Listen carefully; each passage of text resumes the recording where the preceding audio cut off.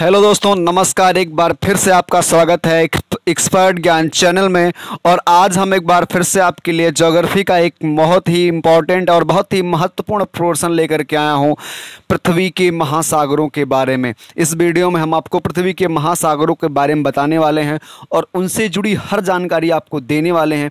एक संक्षिप्त जानकारी होगी जिसमें आपको हर एक चीज़ में यानी कि वन लाइनर क्वेश्चन जितने भी होंगे सब के सब मिलेंगे दोस्तों। तो चलिए हम इस वीडियो को स्टार्ट करते हैं। और शुरू करने से पहले आपसे एक रिक्वेस्ट है, अगर आपने हमारे चैनल को सब्सक्राइब नहीं किया है तो हमारे चैनल को सब्सक्राइब कर लें और बेल आइकन को प्रेस कर लें, जिससे जो भी वीडियो मैं यूट्यूब पर पोस्ट करूं वो सबसे पहले आप तक पहुंचे। तो चलिए हम यहीं से शुरू करते हैं जीएस का महासंग्राम। तो सबसे पहले इसमें लिखा हुआ है, ध्यान देना है हमको कि दोस्तों इसमें कहा गया है कि पृथ्वी पर उपस्थित सबसे विस्तृत जलराशि के समूह को महासागर कहते हैं। पृथ्वी पर उपस्थित सबसे विस्तृत जलराशि के समूह को महासागर कहा जाता है। महासागर पृथ्वी के कुल क्षेत्रफल का लगभग 2/3 हिस्सा घेरे हुए है। पृथ्वी के कुल जल का 97% यानी कितना प्रतिशत दोस्तों, 97% खारे जल के रूप में महासागरों में उपस्थित है। पृथ्वी पर कुल 4 महासागर हैं: प्रशांत महासागर, अटलांटिक महासागर, हिंद महासागर और आर्कटिक महासागर।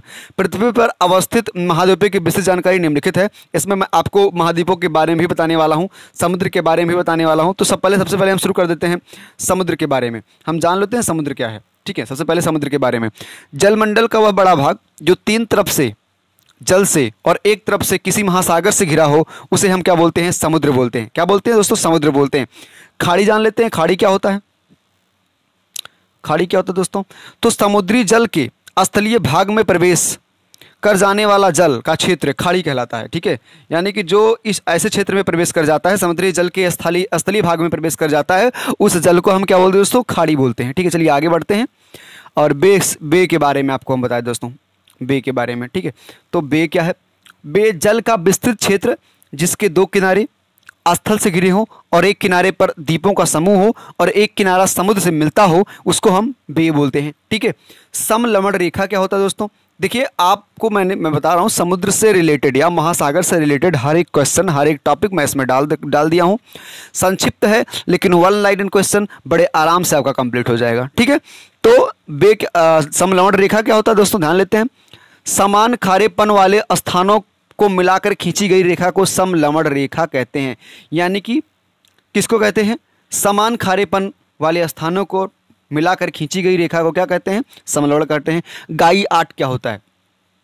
तो समान शीर्ष वाले समुद्री पर्वत को गाई आट कहते हैं। जो कि समुद्री पर्वत समान शीर्ष वाले हो, जिनका शीर्ष अगर आपस में समान है तो उनको हम गाई आट बोलते हैं। दोस्तों ये कुछ नए चीज़ आपके बारे में जानने को आ रही हैं और मेरा विश्वास है कि आप इस वीडियो को पसंद करेंगे और बहुत ही ज़्यादा पसंद करने वाले हैं आप लोग। शोल क्या होता है? जलमग्न उत्थान का वह भाग जिसका शीर्ष भाग छिछला होती है, यह प्रवाल का बनन नहीं होता, इसको हम शोल बोलते हैं। क्या बोलते हैं दोस्तों? शोल बोलते हैं। ग्रेट बैरियर रीफ क्या है? यह विश्व की सबसे बड़ी प्रवाल भित्ति यानी कोरल रीफ है। यह प्रशांत महासागर में क्वींसलैंड के मतलब क्वींसलैंड तट के निकट स्थित है। ठीक है दोस्तों, तो ये कहाँ पर स्थित है? ग्रेट बैरियर रीफ, यह विश्व की सबसे बड़ी प्रवाल भित्ति है। ठीक है, ये स्थित कहाँ पर है? प्रशांत महासागर के क्वींसलैंड तट के निकट स्थित है। क्या? Great barrier reef. ठीक है, चलिए आगे बढ़ते हैं। आगे क्या है दोस्तों? कॉरियोलिस बल। कॉरियोलिस बल क्या होता है? इसी बल के कारण जलधाराएं, कॉरियोलिस बल क्या होता है? इसी बल के कारण जलधाराएं उत्तरी गोलार्ध में अपनी दिशा के दाईं ओर और दक्षिणी गोलार्ध में अपनी दिशा के बाईं ओर प्रवाहित होती हैं।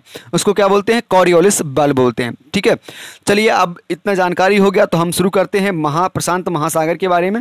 ठीक है, जो कि हम सबसे पहले एक महासागर उठाते हैं, प्रशांत महासागर। इसके बारे में हम शुरू करते हैं प्रशांत महासागर के बारे में। ठीक है, प्रशांत महासागर पृथ्वी का सबसे विस्तृत महासागर। अगर कहा जाए कि पृथ्वी का सबसे बड़ा महासागर कौन सा है तो आप बताएंगे प्रशांत महासागर पृथ्वी का सबसे बड़ा महासागर है। यह त्रिभुजाकार में फैला हुआ है। ये किस आकार में है दोस्तों? ये त्रिभुजाकार में फैला हुआ है। कैसे फैला हुआ है? त्रिभुजाकार में फैला हुआ है। ठीक है, यह त्रिभुजाकार में फैला हुआ है। यह अन्य सभी महासागरों से अधिक गहरा व विस्तृत है। यानी कि अन्य सभी महासागरों से अधिक गहरा व विस्तृत है। इसको देख लेना बहुत जरूरी है। ठीक है, चलिए अब आगे हम जान लेते हैं। यह संपूर्ण धरातल का 1/3 हिस्सा घेरे हैं, मतलब पूरा जो धरातल है ना उसका पूरा 1/3 हिस्सा घेरा हुआ है। ठीक है, यानी कि अगर कहा जाए जो क्षेत्रफल का 16,57,23,740 वर्ग किलोमीटर, कितना 16 करोड़, यहाँ इसको ध्यान दीजिएगा ये टॉपिक, 16,57,23,740 वर्ग किलोमीटर का हिस्सा ये घेरा हुआ है। ठीक है, का हिस्सा ये क्या किया हुआ है, घेरा हुआ है। ठीक है दोस्तों, चलिए आगे क्या होता है, घेरा हुआ, इसका क्षेत्रफल पृथ्वी के संपूर्ण स्थल खंड से बहुत अधिक है। कितना है, बहुत अधिक है। इसकी ऊपरी हिस्सा बेरिंग जल संधि पर और नीचे हिस्सा मतलब अंटार्कटिका महाद्वीप तक स्थित है, मतलब इतना बड़ा है। ठीक है, बहुत बड़ा। दोस्तों आगे बढ़ते हैं, देखते हैं और इसके बारे में क्या क्या लिखा हुआ है। इसके अधिकांश भागों की गहराई 7300 मीटर है, मतलब अधिकांश भागों की गहराई अगर नाप ली जाए तो अधिकांश भाग लगभग 7300 मीटर गहरे हैं। कितने हैं, लगभग 7300 मीटर गहरे हैं। इस महासागर में प्रवाल और ज्वालामुखी प्रक्रिया द्वारा बने करीब 20,000 से अधिक छोटे बड़े महाद्वीप हैं। मतलब इस सागर में, ये जो महासागर, इसमें लगभग 20,000 से अधिक छोटे बड़े महाद्वीप हैं जो कि प्रवाल भित्ति और ज्वालामुखी से बने हुए हैं, भी अधिक बड़े महाद्वीप हैं। इस महासागर का उत्तरी भाग सबसे गहरा है। Benin, Mindanao, एल्सुएन, Japan, Kuril, Mariana गर्त इस महासागर के कुछ प्रमुख गर्त हैं। इन गर्तों की गहराई 7,000 से 10,000 मीटर तक है। कितना दोस्तों, 7,000 से 10,000 मीटर तक है। अधिकांश गर्त द्वीपीय क्षेत्रों के निकट पर पाए जाते हैं। गुआम द्वीप के निकट स्थित मेरियाना गर्त है ना, मेरियाना गर्त प्रशांत महासागर सबसे गहरा गर्त है। इस गर्त की गहराई लगभग 11 किलोमीटर है। कितना दोस्तों, 11 किलोमीटर, यानी कि 1122 मीटर है। लगभग इसकी गहराई कितनी है, 1122 किलोमीटर है। ठीक है, चलिए आगे हम प्रशांत महासागर के प्रमुख सागर, खाड़ी और बे के बारे में जान लेते हैं कि प्रशांत महासागर के प्रमुख सागर और खाड़ी और बे कौन कौन से हैं। ठीक है, इस टॉपिक को, बेरिंग सागर, पीत सागर, जापान सागर, ओखोस्टस्क सागर, कैलिफोर्निया की खाड़ी। ठीक है, ये प्रशांत महासागर के खाड़ी हैं और बे हैं और प्रमुख सागर हैं। ठीक है, अब हम अटलांटिक महासागर के बारे में जान लेते हैं। अटलांटिक महासागर, अटलांटिक महासागर एस की आकृति में है, यानी कि बिल्कुल इस तरह से बना हुआ है, ऐसे एस की आकृति में अफ्रीका और दक्षिणी अमेरिका महाद्वीप के बीच लंबा लंबा विस्तृत है। क्षेत्रफल के अनुसार यह विश्व का छठा भाग है। ठीक है, इसका क्षेत्रफल लगभग 8,39,63,800 वर्ग किलोमीटर है, जो प्रशांत महासागर का लगभग आधा है। यानी कि अगर 16 करोड़ है वो, ये 8 करोड़ है, तो लगभग आधा ही माना जाएगा। यह विश्व के, मतलब इतना इसका क्षेत्रफल है। ठीक है, यह विश्व के कुल क्षेत्रफल का लगभग 16% भाग है। कितना है, 16% भाग है। ठीक है, आगे बढ़ लेते हैं। अटलांटिक महासागर का प्रमुख आकर्षक लक्षण मध्य अटलांटिक कटक है। 1400 मीटर लंबा और 4000 मीटर ऊंचा यह कटक इस महासागर को उत्तरी और दक्षिणी भाग में बांटता है। हालांकि यह कटक जलमग्न है, परंतु इसकी अनेक चोटियां महासागरीय जल से ऊपर निकली हुई हैं। ये चोटियों के मध्य अटलांटिक के द्वीप हैं। अटलांटिक के द्वीप है, मतलब ये, इसको हमें, इसके जो टॉपिक्स हैं इनको याद कर लेना है और इसी टॉपिक्स के अनुसार उनको चलना है। मैं कह रहा हूँ हर एक महासागर के बारे में आपको संक्षिप्त रूप में बताएंगे, कोई टॉपिक ऑनलाइन टॉपिक छूटेगा नहीं। ठीक है, तो आगे हम बढ़ लेते हैं। अटलांटिक महासागर के प्रमुख सागर, खाड़ी और बे, मतलब अटलांटिक महासागर के प्रमुख सागर, खाड़ी और बे। तो सारगेसो सागर उत्तरी अटलांटिक में है, हडसन की खाड़ी, बाल्टिक सागर, बेफिन की खाड़ी, उत्तरी सागर, मैक्सिको की खाड़ी, कैरिबियन सागर, भूमध्य सागर। मतलब ये क्या है, अटलांटिक महासागर के प्रमुख खाड़ी हैं, सागर हैं और बे हैं। ठीक है, इनके आगे बढ़ लेते हैं और हिंद महासागर के बारे में चर्चा कर लेते हैं। हिंद महासागर, वीडियो संक्षिप्त बना रखे हैं जिससे आपको भी दिक्कत ना हो। ठीक है, हिंद महासागर की बात हम करते हैं जिससे आपको भी दिक्कत ना हो। ठीक है, चलिए हिंद महासागर की हम बात कर लेते हैं। हिंद महासागर को अर्ध महासागर भी कहा जाता है। इसका क्षेत्रफल 7,34,25,500 वर्ग किलोमीटर है। कर्क रेखा इस महासागर की उत्तरी सीमा है। इसकी औसत गहराई अपेक्षाकृत लगभग 4,000 मीटर है। इसकी जो गहराई है, ठीक है, यानी कि जो पृथ्वी धरातल से इसकी गहराई है वो लगभग 4,000 मीटर है। इस महासागर में गर्त नहीं पाए जाते, परंतु सुंडा गर्त और डायमेटना गर्त इसके अपवाद हैं। गर्त पाए नहीं जाते, लेकिन इसमें 2 गर्त पाए जाते हैं, सुंडा गर्त और डायमेटना गर्त इसके अपवाद हैं। सुंडा गर्त और डायमेटना गर्त, यहाँ देखिए सुंडा गर्त है और डायमेटना गर्त है, ये इसके अपवाद हैं, मतलब इसमें पाए जाते हैं दोनों। सुंडा गर्त जावा द्वीप के दक्षिण में उसके समांतर अवस्थित है और डायमेटना गर्त दक्षिण पूर्वी ऑस्ट्रेलियन बेसिन में अवस्थित है। ठीक है। अटलांटिक की तरह ही इसमें भी एक जलमग्न कटक है जो हिंद महासागर को दो बराबर बेसिनों में विभक्त करता है। कार्लबैक्स कटक अरब सागर को दो भागों में बांटता है। हिंद महासागर का सबसे बड़ा द्वीप मेडागास्कर है। क्या है? सबसे बड़ा द्वीप की अगर बात कर ली जाए, अगर आपसे कोई पूछे कि हिंद महासागर में सबसे बड़ा द्वीप क्या है, तो आप क्या कहेंगे? मेडागास्कर हिंद महासागर का सबसे बड़ा द्वीप है। अब आगे बढ़ लेते हैं। हिंद महासागर के प्रमुख सागर, खाड़ी, बे, तो इसमें कौन कौन से हैं दोस्तों, इसको देख लेते हैं। लाल सागर, फारस की खाड़ी, अरब सागर, बंगाल की खाड़ी, ये हिंद महासागर में स्थित प्रमुख द्वीप हैं। ठीक है। अब आगे हम पढ़ लेते हैं हिंद महासागर में स्थित प्रमुख द्वीप के बारे में। ठीक है। महाद्वीपीय खंडों में अलग हुए द्वीप, मेडागास्कर, श्रीलंका, अंडमान निकोबार द्वीप समूह, जंजीबार। ठीक है। प्रवाल द्वारा निर्मित, ये महाद्वीपीय खंडों से अलग हुए थे। और प्रवाल द्वारा निर्मित कौन कौन से? लक्षद्वीप और मालदीव, ये प्रवाल द्वारा निर्मित हुए हैं। ज्वालामुखी से कौन कौन से बने हुए हैं, तो इनको देख लेते हैं कि ज्वालामुखी से कौन कौन से द्वीप बने हुए हैं। ठीक है। तो ज्वालामुखी से कौन कौन से द्वीप बने हुए हैं दोस्तों, तो मॉरिशस और रियूनियन द्वीप ज्वालामुखी से बने हुए हैं। महासागरों की औसत लवणता 35% है। अगर महासागरों की औसत लवणता के बारे में बात कर ली जाए तो यह 35% है दोस्तों। ठीक है। महासागरों से संबंधित महत्वपूर्ण तथ्य देख लेते हैं। क्या क्या तथ्य है, सारी चीजें हमने बना रखी है जिससे आपको वन लाइनर और वनडे कंपटीशन में कभी कोई दिक्कत ही ना हो। डेटम रेखा वह क्षैतिज रेखा होती है जिसमें महासागरों की ऊंचाइयों व गहराई की माप की जाती है, उसको हम डेटम रेखा कहते हैं।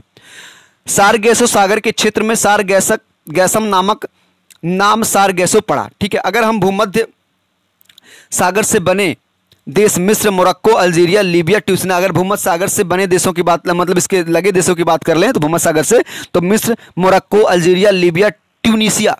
समुद्र जल की औसत की लवणता यहाँ 35 प्रति हजार होती है। चलिए अब प्रमुख जल धाराओं के बारे में हम बात कर लेते हैं। प्रमुख जल धाराएं, ठीक है।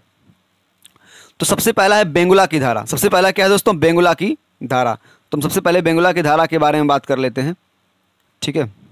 बेंगुला की धारा थोड़ा सा ऊपर चला गया, इसको हम सेट कर लेते हैं। बेंगुला की धारा, सबसे पहले हम बात कर रहे हैं बेंगुला की धारा। दक्षिणी अटलांटिक महासागर में एकमात्र ठंडी जलधारा बेंगुला बहती है। बेंगुला जलधारा दक्षिण अफ्रीका के पश्चिमी तट के सहारे दक्षिण से उत्तर की ओर बहती है। आगे है कनारी की धारा। कनारी की धारा, यह जलधारा उत्तर पश्चिमी अफ्रीका के पश्चिमी भाग में उत्तर से दक्षिण की दिशा में प्रवाहित होने वाली ठंडी जलधारा है, इसको हम कनारी की धारा कहते हैं। आगे क्या है? पेरुवियन या हम्बोल्ट धारा। पेरुवियन या हम्बोल्ट धारा यह दक्षिणी पूर्वी प्रशांत महासागर में दक्षिणी अमेरिका महासागर के पश्चिमी भाग में प्रवाहित होने वाली ठंडी जलधारा है। अगला है गल्फ स्ट्रीम। गल्फ स्ट्रीम क्या है? तो गल्फ स्ट्रीम के बारे में हम इसकी जानकारी बढ़िया से ले लेते हैं। गल्फ स्ट्रीम है ना, फ्लोरिडा की धारा जब एंडलिस धारा से मिलकर हेटरास अंतरिक्ष से आगे बढ़ती है तो यह गल्फ स्ट्रीम कहलाती है। यह गर्म जलधारा है।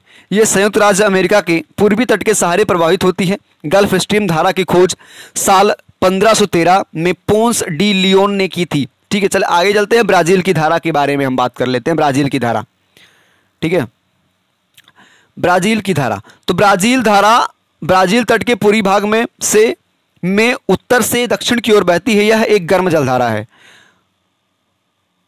अगुलहास की धारा हिंद महासागर से उत्तर से दक्षिण की ओर बहती है। यह एक गर्म जलधारा है। अब आगे महासागरों में अवस्थित प्रमुख द्वीप के बारे में आपको बता देते हैं। यह हमारा लास्ट टॉपिक है। इसके बाद अगला वीडियो हम बनाने वाले हैं बेसिक कॉन्सेप्ट इंग्लिश के बारे में। तो वो बच्चों के लिए और आप सभी कंपटीशन में जो तैयार करते हैं, हाई स्कूल हो, 9th हो, इंटर हो, जो भी बच्चे पढ़ते हैं, सबके लिए मेरा ग्रामर इंपॉर्टेंट रहेगा। और मैं एकदम इजली उसको बनाने जा रहा हूं और एकदम इजली कंटेंट करके आपको देने जा रहा हूं, जिससे आपके साथ जो भी तकलीफ हो वो खत्म हो जाए। दोस्तों सबसे बड़ी बात यह है ना, जब तक हम मेहनत नहीं करेंगे, जब तक हम अपने आप में एक ढर्रा का मतलब जानते हैं, जब तक अपने आप को हम एक रोजमर्रा जैसे जिद करते हैं ना, जब तक हम जिद करना शुरू नहीं कर देंगे हम पढ़ाई नहीं कर पाएंगे। तो हमें जिद करना है, ठीक है। तो आगे चलिए महासागरों में अवस्थित प्रमुख महाद्वीप के बारे में जान लेते हैं, ठीक है। ग्रीनलैंड आर्कटिक महासागर पर है। न्यूगिनी पश्चिमी प्रशांत महासागर में है। बोर्नियो हिंद महासागर में है। मेडागास्कर हिंद महासागर में है। बेफिन द्वीप उत्तरी आर्कटिक महासागर में है। जावा द्वीप हिंद महासागर में है। सुमात्रा द्वीप हिंद महासागर में है। आगे चलते हैं। होंसू द्वीप उत्तरी प्रशांत महासागर में है। ब्रिटेन उत्तरी अटलांटिक महासागर में है क्यूबा, कैरिबियन सागर में है आइसलैंड, उत्तरी अटलांटिक महासागर में है आयरलैंड, उत्तरी अटलांटिक महासागर में श्रीलंका, हिंद महासागर में है तस्मानिया, दक्षिण पश्चिम प्रशांत महासागर में है विक्टोरिया, उत्तरी ध्रुव महासागर में है। आगे बढ़ते हैं। उत्तरी द्वीप दक्षिण पश्चिम प्रशांत महासागर में है, दक्षिणी द्वीप दक्षिण पश्चिम प्रशांत महासागर में है, सुलोवेसी द्वीप हिंद महासागर में है और इलिस मेरे द्वीप उत्तरी ध्रुव महासागर में है। तो दोस्तों इस वीडियो को हम यहीं पर समाप्त करते हैं। दोस्तों अगर वीडियो आपको अच्छा लगे तो लाइक, सब्सक्राइब और कमेंट करिएगा, क्योंकि आपके एक कमेंट, आपके एक लाइक से मेरा उत्साह बढ़ेगा और मैं ऐसे ही वीडियो डालता रहूँगा। जो कोई कमियां होंगी दोस्तों तो आप अपना छोटा भाई समझ करके, अपना मित्र समझ करके, अपना कुछ भी समझ करके हमको माफ़ कर दीजिएगा। दूसरी बात दोस्तों, मैं आगे अगला टॉपिक बहुत जल्द ही डालने वाला हूं, तो मेरा इसके बाद वाला जस्ट आज मैं वीडियो बनाने वाला हूं दूसरा वीडियो, वो इंग्लिश ग्रामर का होगा, इंग्लिश बेसिक कॉन्सेप्ट का। और दोस्तों अगर इस वीडियो का आपको पीडीएफ चाहिए तो आप डिस्क्रिप्शन बॉक्स में इसके लिंक से इसका पीडीएफ निकाल सकते हैं। मैं आपको पीडीएफ बिल्कुल फ्री में प्रोवाइड करवाऊंगा दोस्तों, ठीक है। तो चलिए हम मिलते हैं अगले वीडियो में, तब तक के लिए धन्यवाद दोस्तों। हमेशा अपनी दुआ हम पर बनाए रखिए दोस्तों, ठीक है।